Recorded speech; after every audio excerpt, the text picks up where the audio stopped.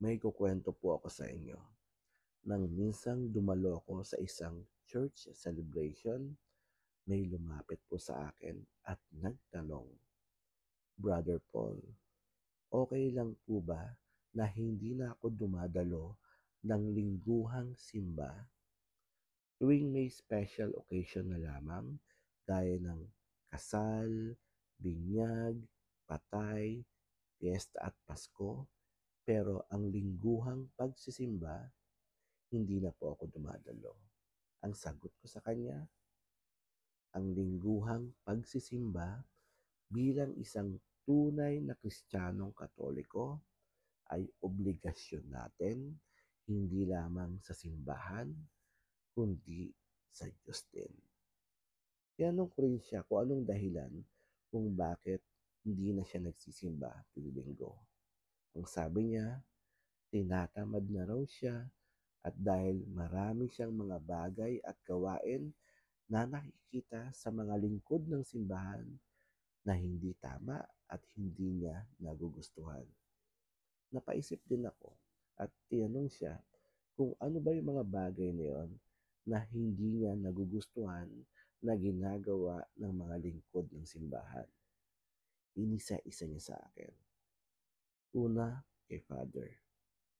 Ang sabi niya, si Father masungit at maraming sekreto.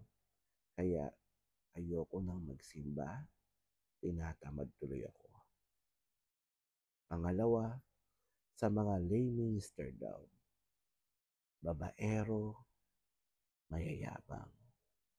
Pangatlo, sa mga lector daw, sugarol, bungangera. Pang-apat, sa mga choir at servers daw, matitigas ang ulo.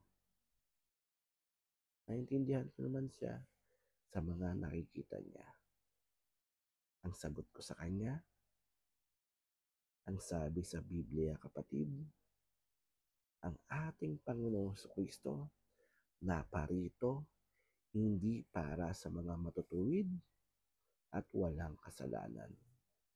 Ang ating Panginoong Kristo naparito para sa mga makasalanan sa kanilang ikapagpapatawad.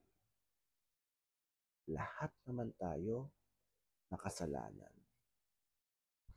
Gaya mo, nandito ka, alam mo ba kung bakit? Dahil chismosa ka. Brother Paul, God bless.